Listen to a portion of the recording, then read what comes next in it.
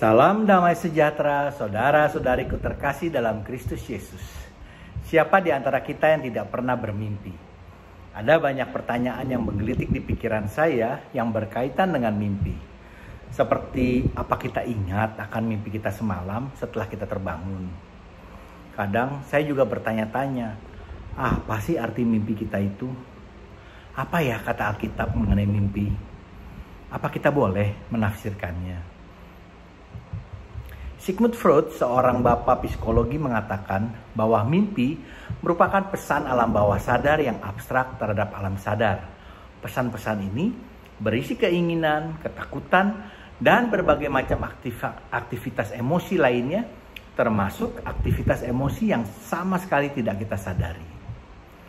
Kalau kita teliti, Perjanjian Lama ternyata menyatakan yang mirip dengan pernyataan Freud, hanya dengan versi yang sangat singkat, di mana kitab Pengkhotbah menuliskan sesuatu tentang mimpi, yaitu pada Pengkhotbah 5 ayat 2a.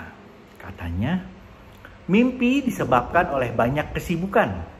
Jadi dapat dikatakan bahwa mimpi timbul sebagai luapan pemikiran atau keinginan kita yang muncul dari alam bawah sadar kita. Jadi mimpi bisa juga timbul karena keinginan kita sendiri yang belum tercapai. Dan kita pun perlu menyadari bahwa Allah kita adalah Allah yang Maha Kuasa.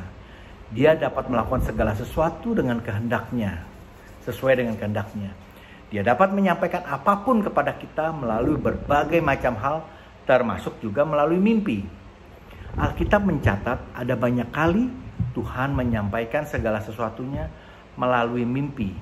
Bahkan sejak dari kitab Kejadian, yaitu saat Abraham dan Sarah istrinya berbohong, sehingga Abimelek yang menyukai Sarah sampai harus diperingati oleh Tuhan untuk tidak berbuat dosa karena ingin mengambil Sarah sebagai istrinya, karena dikira itu adalah adik dari Abraham. Ini dapat kita lihat pada Kejadian 20 ayat 6. Bahkan Yusuf anak Yakub juga diceritakan sebagai seorang pemimpi dan juga ahli yang dalam menafsirkan mimpi. Cerita ini dapat kita baca dengan panjang lebar pada Kejadian 40-41. Juga saat Salomo yang ditanya Tuhan, apa permintaannya kepada Tuhan, juga ditanya di dalam mimpinya. Seperti dikatakan dalam 1 Raja-Raja 3 ayat 5. Hal ini terus berlanjut hingga di Perjanjian Baru. Seperti saat Allah menyuruh Yusuf suami Maria dalam mimpinya untuk menyingkir ke Mesir dalam rangka menghindari Herodes yang ingin membunuh bayi Yesus yang baru lahir. Ini dapat kita baca ceritanya dalam Matius 2 ayat 13. Ternyata bila kita perhatikan di sini, seringkali Allah memakai media mimpi sebagai alatnya untuk menyampaikan sesuatu kepada manusia. Dan rasanya hingga saat ini pun Tuhan juga masih bisa berbicara kepada kita umatnya melalui mimpi. Kitab Ayub menyatakan Allah membuka telinga manusia dengan memberikan teguran-teguran kepada manusia melalui mimpi sebagai penglihatan di waktu malam. Saat orang nyenyak tertidur untuk menyadarkan manusia dari perbuatan tidak baik dan untuk melenyapkan kesombongannya. Seperti dikatakan pada ayat Ayub 33 ayat 14 sampai 17. Juga dalam kitab Daniel, Allah dapat menyingkap rahasia-rahasia melalui mimpi yang disebut sebagai penglihatan-penglihatan di tempat tidur. Seperti yang dilakukannya pada waktu zaman Nebukadnezar. Kita baca di Daniel 2 ayat 28 ayat 29. Jadi, bila kita perhatikan, Tuhan tidak hanya menggunakan media mimpi untuk berkomunikasi dengan manusia, untuk memberkatinya, namun juga untuk memberikan teguran-teguran agar manusia mau bertobat, serta untuk menyingkap rahasia yang ingin dibuka oleh Allah. Namun kita jangan salah, tidak semua mimpi berasal dari Allah. Ingat, roh jahat pun dapat menyamar dan melakukan hal-hal yang tidak kita ketahui. Dia juga mampu mendatangkan mimpi untuk mengelabui manusia, seperti dapat kita lihat dalam Yeremia 29 ayat 8. Sungguh beginilah firman Tuhan alam semesta alam, Allah Israel. Janganlah kamu diperdayakan oleh nabi-nabimu yang ada di tengah-tengahmu, dan oleh juru-juru tenungmu Dan janganlah kamu dengarkan mimpi-mimpi yang mereka mimpikan. Di sini dapat dikatakan, Tuhan melarang umat Israel mendengarkan juru tenung, nabi-nabi palsu yang mungkin sekarang dipanggil sebagai ahli nuzum atau dukun. Oleh karena itu, bila kita bermimpi, tidaklah baik bila kita mencari orang pintar untuk menafsirkan mimpi tersebut. Karena hal ini tentunya bertentangan dengan iman kita dan belum tentu berasal dari Allah, atau bahkan mungkin bukan berasal dari Allah. Jadi bila kita bermimpi, kita perlu hati-hati menyikapinya.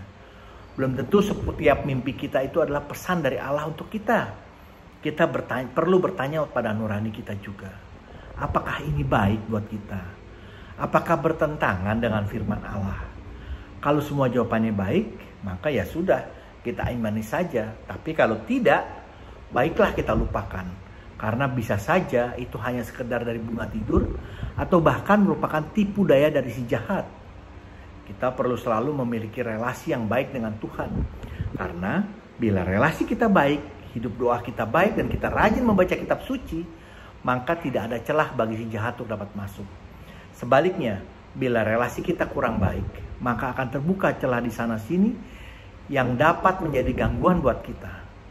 Untuk itu, kita perlu menjaga atau memperhatikan relasi kita dengan Tuhan. Apa kita sedang mesra atau kita sedang terganggu? Bila ada celah yang dapat dipakai oleh si jahat, itu adalah akibat dari dosa kita. Misalnya, kita ada sedang sakit hati, ada dendam, iri hati yang mungkin masih membakar diri kita. Ini yang perlu kita bereskan dulu. Maka dari itu, perlu kita telusuri nurani kita. Periksa batin kita. Bagaimana hidup kita saat ini. Sebagai seorang Katolik, kita sebenarnya sangat beruntung. Karena kita memiliki sarana belas kasih kerahiman Allah melalui sakramen tobat. Sarana ini akan sangat membantu kita dalam memulihkan relasi kita dengan Allah yang sedang retak. Melalui sakramen tobat, maka dalam kerahiman Allah, semua celah dan retak tadi akan ditutup rapat, dibungkus dengan darah Yesus yang Maha Kudus. Jadi, di sini dapat dikatakan, selama relasi kita dengan Allah baik, kita rasanya sulit untuk mendapatkan mimpi buruk. Dan bila pun kita masih mengalami mimpi buruk, itu mungkin hanya karena keletihan yang amat sangat. Dan juga baiklah kalau kita sebelum tidur, kita berdoa pada Tuhan untuk memohon perlindungannya agar dijaga olehnya dan dijauhkan dari segala macam mimpi buruk. Semoga permenungan ini dapat menjadi refleksi bagi kita semua agar dapat lebih hati-hati dalam menyikapi mimpi dan tidak menjadikan mimpi sebagai sesuatu yang mistis, tapi selalu membuka hati bagi Tuhan dan selalu mengandalkannya. Bila ada masukan, mohon beri komentar Anda. Jangan lupa di like dan share agar dapat saling memberkati. Amin. Tuhan Yesus memberkati kita semua. Amin.